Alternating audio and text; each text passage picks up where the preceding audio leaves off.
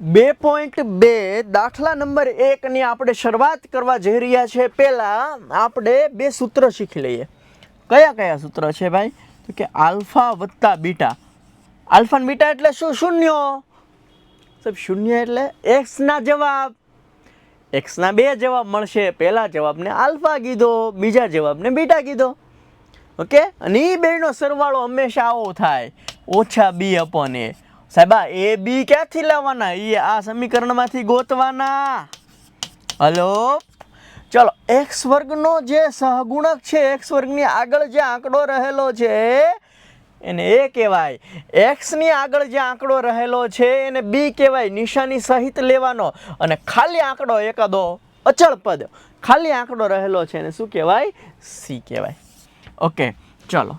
અને આ બંનેનો ગુણાકાર, આલ્ફા અને બીટાનો ગુણાકાર શું થાય? તો કે સી અપોન. આ બે સૂત્ર તમારે યાદ રાખવાના. આ બે સૂત્ર તમારે શું કરવાના છે? યાદ રાખવાના છે. પછી ખાલી સૂત્ર પ્રમાણે જ તમારે યાદ રાખવાનું છે. આલ્ફા વત્તા બીટા વત્તા ગામા. આલ્ફા વત્તા બીટા વત્તા ગામા. જ્યારે આ તમારા સિલેબસમાં છે નહીં, પણ કદાચ સૂત્ર પૂછાઈ જાય, તમને આવડવું જોઈએ કે આલ્ફા વત્તા બીટા વત્તા ગામા ઓછા બી ના છેદમાં એ થાય.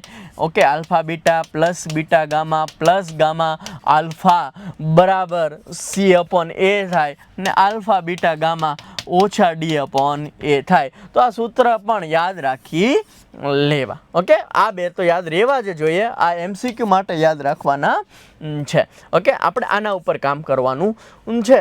ચલો, મળીએ છીએ કે ભાઈ પહેલો જ દાખલો છે. શું છે ભાઈ? નીચે દર્શાવેલા દ્વિઘાત બહુપદીના શૂન્ય શોધો. શૂન્ય શોધવું એટલે શું શોધવાનું? શૂન્ય શોધો એટલે એક્સ શોધવાનું. ઓકે, એ એક્સ શોધ્યા પછી આપણે બે સૂત્રો લખ્યા છે ને, એ આપણે સાબિત કરવાના છે. જો આ જ થાય, આ સૂત્ર સાચા છે, ચકાસવાનું છે. સૂત્ર શું કરવાનું છે? ચકાસવાનું છે. ઓકે, તો જો બહુ મસ્ત દાખલો છે. એક્સ વર્ગ ઓછા 2x ઓછા 8 આના બરાબર 0 લઈ લે. હવે શું એક્સ આપણે ગોતવો છે? શું ગોતવું છે આપણે? એક્સ. તો એક્સ વર્ગની આગળ કાંઈ ન હોય ને ત્યારે 1 હોય. એક્સ વર્ગની આગળ કાંઈ ન હોય ત્યારે શું હોય? 1 હોય. ને જ્યારે 1 હોય ને ત્યારે દાખલો બહુ ઇઝી થઈ જાય. 1 હોય ત્યારે દાખલો બહુ ઇઝી થઈ જાય. જો કેવો થઈ જાય? એક્સ વર્ગ છે ને એટલે 2 કૌંસને એક્સ આપી દેવાના.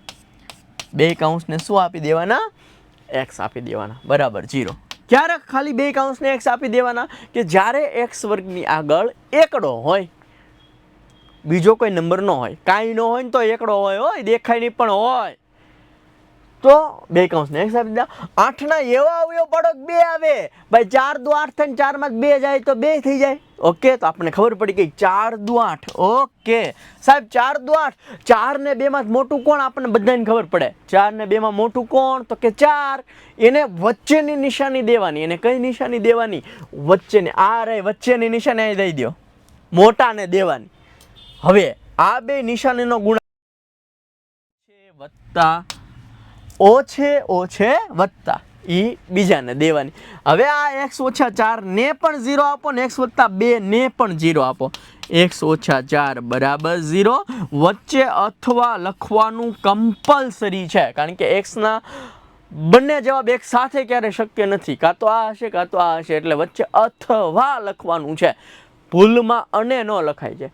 આને પણ 0 આપો અથવા આને પણ 0 આપો. ઓકે, ઓછા 4 જો આ બાજુ જાય તો વત્તા 4 થઈ જાય, અથવા વત્તા 2 જો આ બાજુ જાય તો ઓછા 2 થઈ જાય. તો તમને x ના 2 જવાબ મળી ગયા ભાઈ. હવે આ બંને જવાબને તમારે ચકાસવાના છે. પેલા સૂત્ર સાથે ચકાસવાના છે. આ બેનો સરવાળો કરો ભાઈ. 4 નો સરવાળો કરો ઓછા 2 સાથે. જે તમારો 2 જવાબ આવ્યા ને બેનો સરવાળો કરો. ઓકે, વત્તે ઓછે ઓછા 2. 4 માંથી 2 જાય શું આવે? 2. સરવાળાનો જવાબ 2 આવ્યો તો હું સરવાળાનું સૂત્ર લગાડું ત્યારે શું 2 જ આવે? હા, 2 જ આવે. જો ચકાસીને દઉં. સૂત્ર શું છે આલ્ફા વત્તા બીટાનું? તો કે ઓછા બી ના છેદમાં એ. આ ઓછા સૂત્રના બી શું છે ભાઈ? જો અહીંયાથી આટલી ખબર પડે કે અહીંયા કાંઈ ન હોય ને તો 1, તો એ 1 છે. બી શું છે? તો કે ઓછા 2 છે. ખાસ ધ્યાન રાખજો, ઓછા નો ભૂલાઈ જાય. સી શું છે તો કે -8 છે. ઓકે, સૂત્રમાં મૂકો. ઓછા સૂત્રના બીની જગ્યાએ મૂકવાના છે -2 અને એની જગ્યાએ મૂકવાના છે 1. નીચે 1 લખો ન લખો ચાલે. ઓછે ઓછે વત્તા બરાબર 2. જો બંનેના જવાબ સરખા આવ્યા આવવા જ જોઈએ, નહીં તો તમારું ખોટું છે. હવે આ બેનો ગુણાકાર કરીને જોઈ લો ભાઈ. 4 અને -2 નો ગુણાકાર કરું, વત્તે ઓછે ઓછા 4 દુ કેટલા થાય 8. આ જ જવાબ સૂત્રથી પણ આવવો જોઈએ. ગુણાકારનું સૂત્ર C/A. સી શું છે તો કે -8. એ શું છે તો કે 1. નીચે 1 લખો ન લખો ચાલે. તો જો પાછું બેયનો જવાબ સરખો આવી ગયો. એ તો કામ હતું, એ તો ચકાસવાનું તો આપણે કરી લીધું. બહુ મસ્ત દાખલો છે.